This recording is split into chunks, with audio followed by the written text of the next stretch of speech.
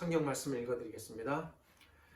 오늘은 고린도전서 15장 12절부터 19절까지 읽어드리겠습니다. 그리스도께서 죽은 자 가운데서 다시 살아나셨다 전파되었거늘 너희 중에서 어떤 이들은 어찌하여 죽은 자 가운데서 부활이 없다 하느냐. 만일 죽은 자의 부활이 없으면 그리스도도 다시 살지 못하셨으리라. 그리스도께서 만일 다시 살지 못하셨으면 우리의 전파하는 것도 헛것이요 또 너희 믿음도 헛것이며 또 우리가 하나님의 거짓 증인으로 발견되리니 우리가 하나님이 그리스도를 다시 살리셨다고 증거하였습니다. 만일 죽은 자가 다시 사는 것이 없으면 하나님이 그리스도를 다시 살리시지 아니하셨으리라. 만일 죽은 자가 다시 사는 것이 없으면 그리스도도 다시 사신 것이 없었을 터이요 그리스도께서 다시 사신 것이 없으면 너희의 믿음도 헛되고 너희가 여전히 죄 가운데 있을 것이요 또한 그리스도 안에서 잠자는 자도 망하였으리니 만일 그리스도 안에서 우리의 바라는 것이 다만 이 생뿐이면 모든 사람 가운데 우리가 더욱 불쌍한 자리라. 아멘. 저희가 설교를 할 때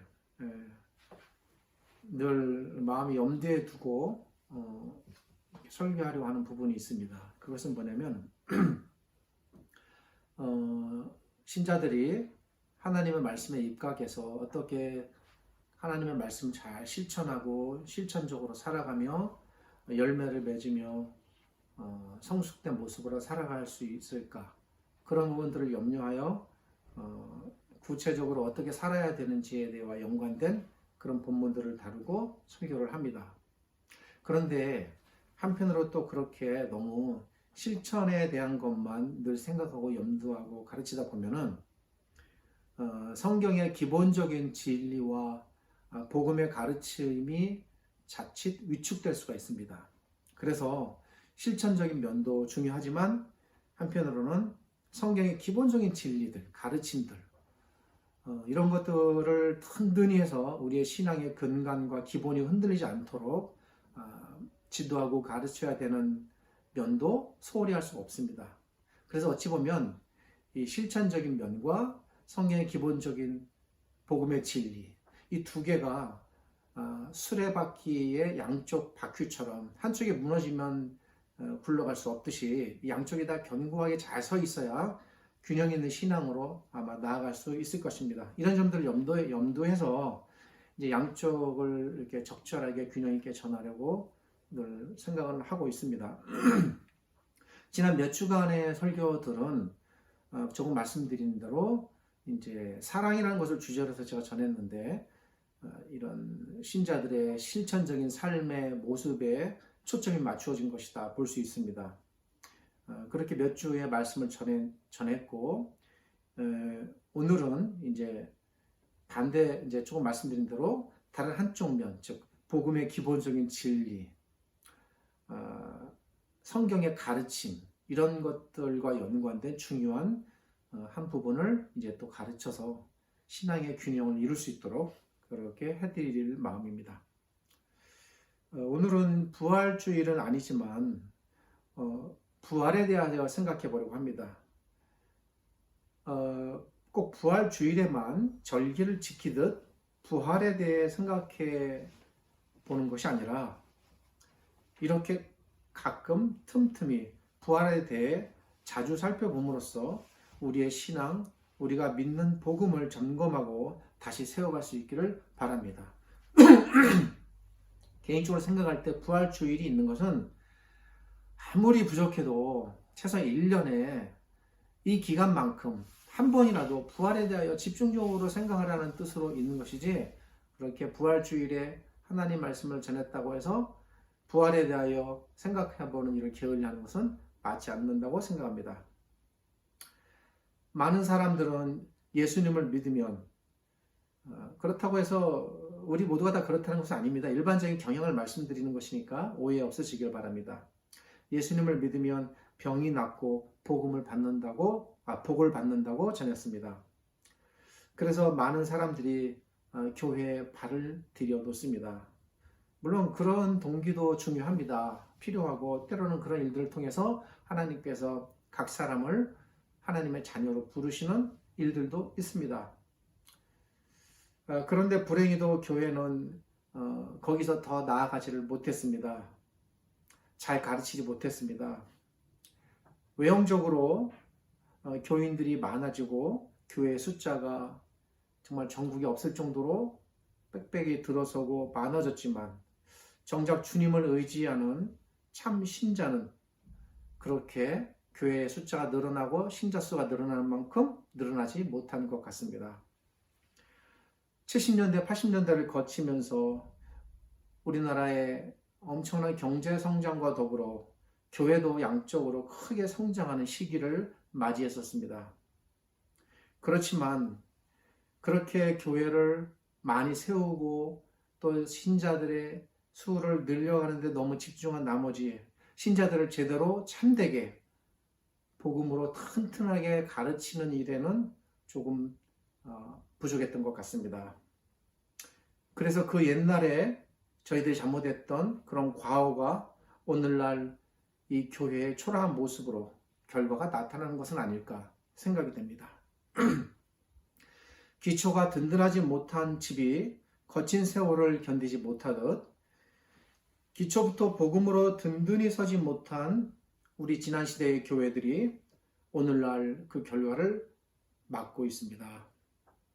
교회가 복음을 잘 가르치지 못했고 또한 교회가 복음을 제대로 배우려 하지 않은 결과입니다. 너와 나 누구의 탓은 아닙니다. 교회가 복음 위에 든든히 서지 못하면 어떻게 될까? 이에 대한 예를 우리 주님께서 이미 요한계시록의 몇몇 교회들을 통하여 보여주셨고 경고하셨습니다. 그렇지만 우리 교회는 여전히 그 경고를 무시하여 왔고 또 지금도 무시하고 있습니다. 물론 다 그런 것은 아닙니다. 아마도 언젠가는 주님께서 참 교회와 거짓 교회, 분명히 요한계시록에서 그렇게 말씀하셨습니다.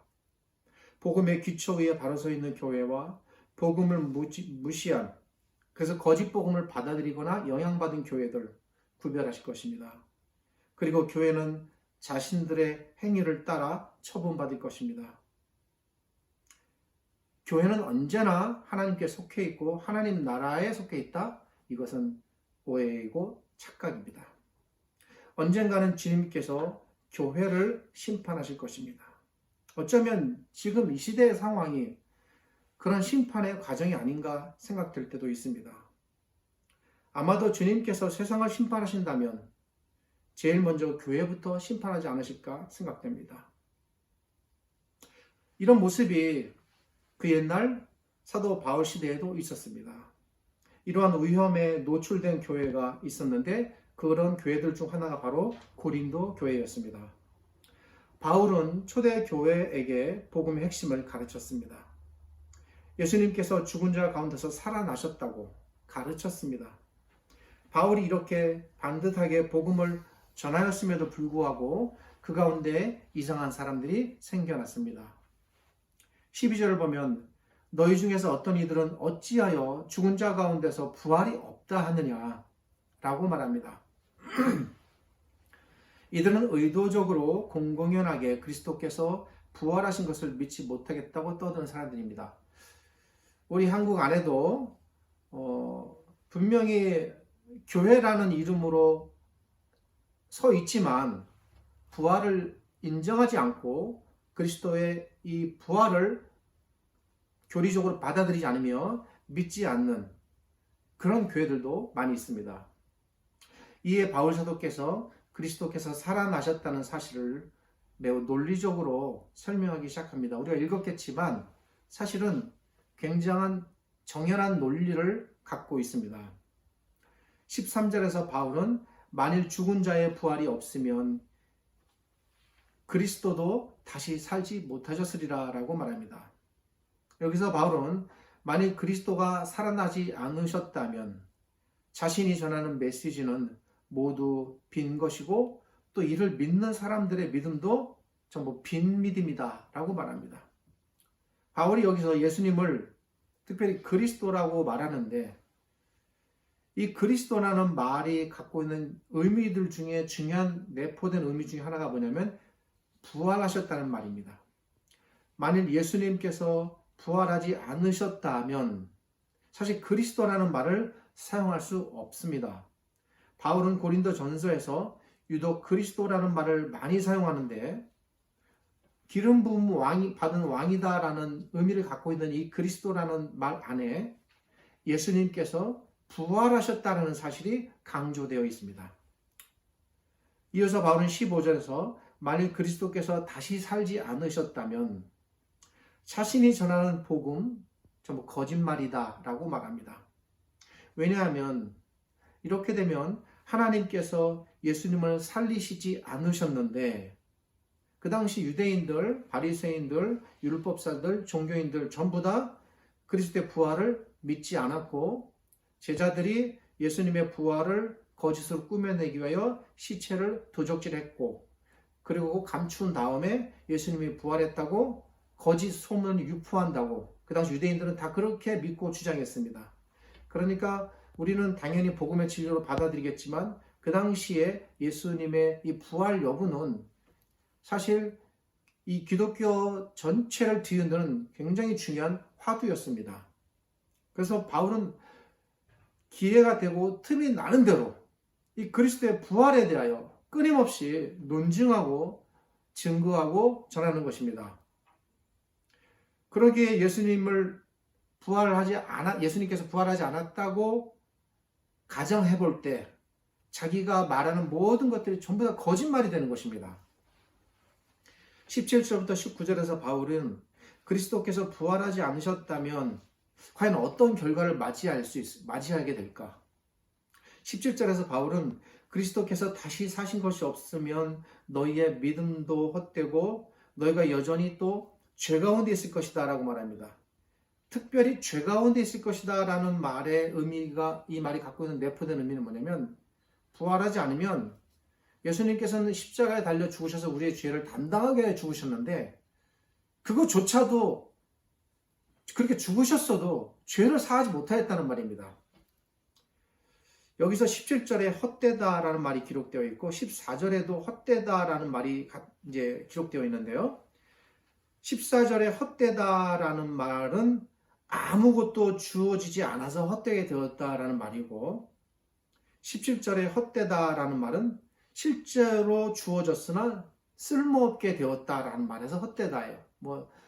약간의 단어상의 차이가 좀 있습니다. 그렇게 크게 본문 전체의 문맥을 좌우하는 정도는 아닙니다. 그러기에 17절에서 말하고 있는 헛되다의 의미를 따라서 우리가 17절을 이해한다면 17절은 만일 예수님께서 부활하지 않으셨다면 비록 예수님께서 죄인들을 위하여 죽으신 일을 감당하셨을지라도 그런 것들이 다 주어졌을지라도 그 죽음이 쓸모없게 되었다는 말입니다. 그 죽음이 그런 의미에서 헛되다라는 것입니다. 즉 예수님께서 부활하지 않으셨다면 모든 사람들은 자신들의 죄를 전혀 용서받을 길이 없습니다. 각기 자신의 죄 속에서 그저 죽음을 맞이할 뿐입니다. 우리가 아무리 열심히 그리고 전적으로 그리스도를 믿고 따른다 해도 만약 그분이 육체로 부활하지 않으셨다면 우리의 모든 신앙적인 노력들이 전부 헛되다라는 것입니다. 그렇게 헛된 일만 하다가 결국에는 여전히 죄에서 벗어나지 못한 채 그저 죽음을 맞이할 수밖에 없는 존재들. 그래서 바울이 오늘 본문의 맨 마지막에서 뭐라고 말합니까? 우리가 가장 불쌍한 사람들이다. 이렇게 말합니다. 온갖 수고와 고난과 역경을 다 견디고 살고 그렇게 지내왔는데 그리스도께서 부활하지 못하였다면 그것에 대한 아무런 소망과 대가가 없으니 이 땅에서도 비참하게 살고 죽어서도 비참해지는 것이니까 우리만큼 불쌍한 사람이 어디 있겠습니까? 그래서 바울이 그렇다면 우리가 가장 불쌍한 사람들이 아니겠는가 이렇게 말하는 것입니다. 우리의 신앙에서 부활이 없이 이루어지는 일, 부활이 없이 우리가 신앙으로 이룰 수 있는 일 아무것도 없는 것입니다.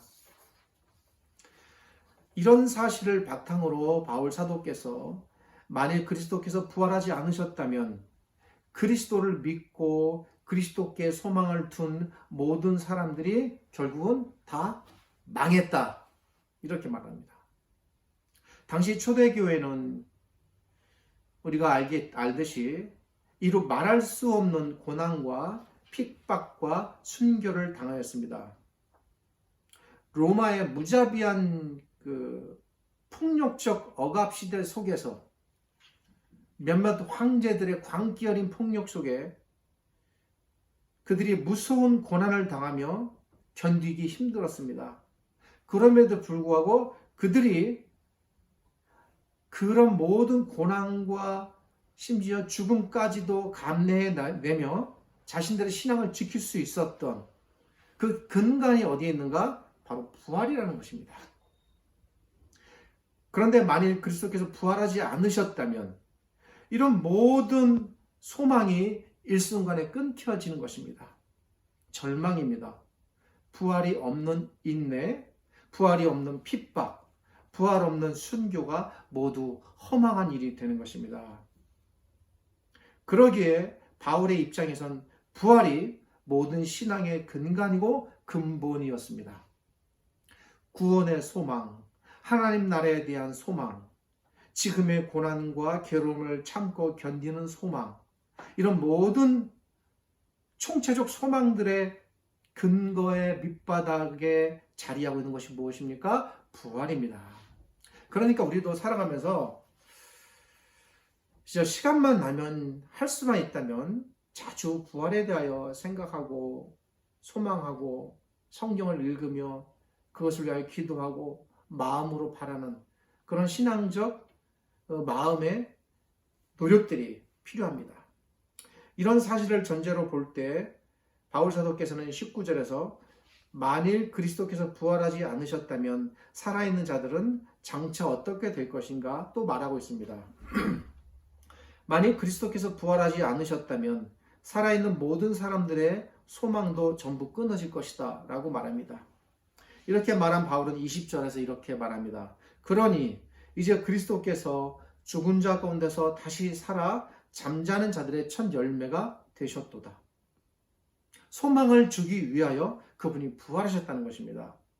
이렇게 말함으로써 그리스도께서 죽으셨으나 부활하심으로 말미암아 모든 잠자는 자들의 소망이 되셨다라고 말합니다. 이것이 오늘 말하는 복음의 핵심입니다.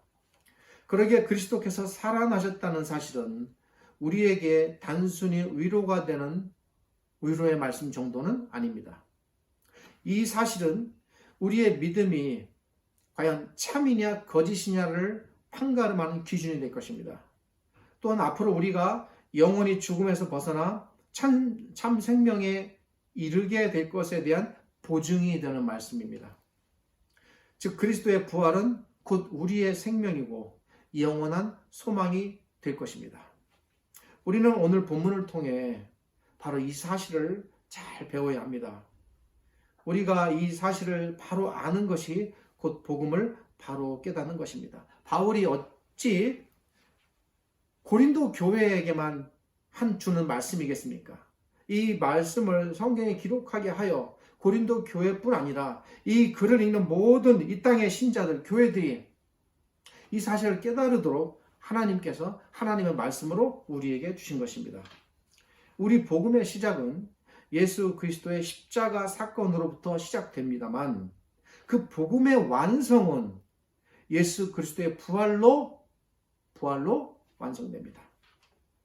예수 그리스도의 십자가의 죽으심 자체로는 그것만으로 복음이 다 완성된 것이 아닙니다.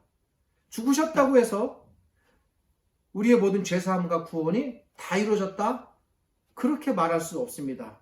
그 죽으심과 더불어 반드시 나타나야 할 사건, 그분의 부활입니다.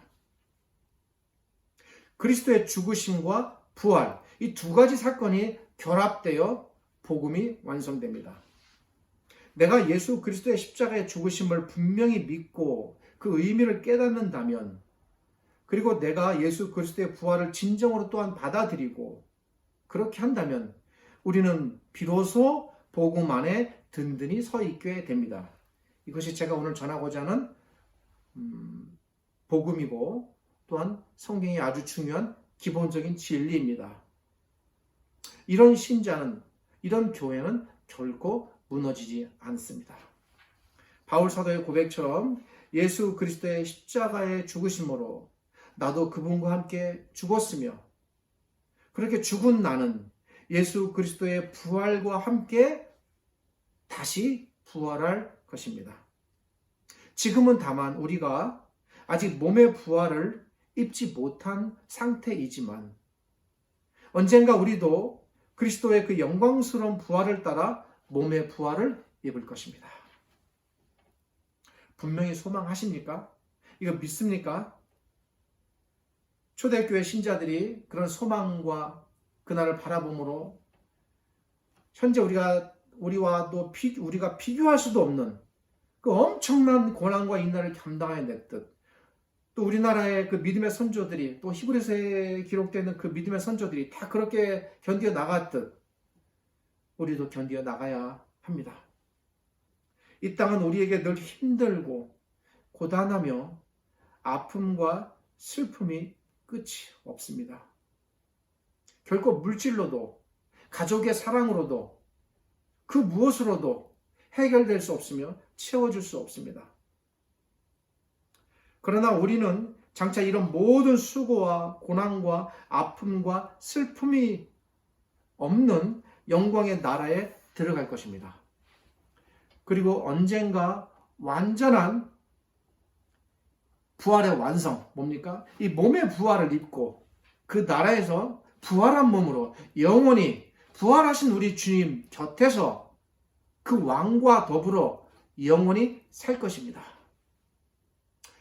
언젠가 부활을 통해 우리에게 주실 그분의 그 영광의 날들을 소망하며 우리 모두 이 땅에서 좀 나이 좀 먹고 늙고 병들고 그렇게 죽어가겠지요. 그러다가 그렇게 숨이 끊어질지라도 그 순간까지 우리에게 주어진 모든 소명, 주어진 삶의 책임들을 끝까지 최선을 다해 감당해내는 우리 거룩한 아름다운 신자들이 되기를 주님의 이름으로 부탁드리고 당부드립니다. 기도하겠습니다.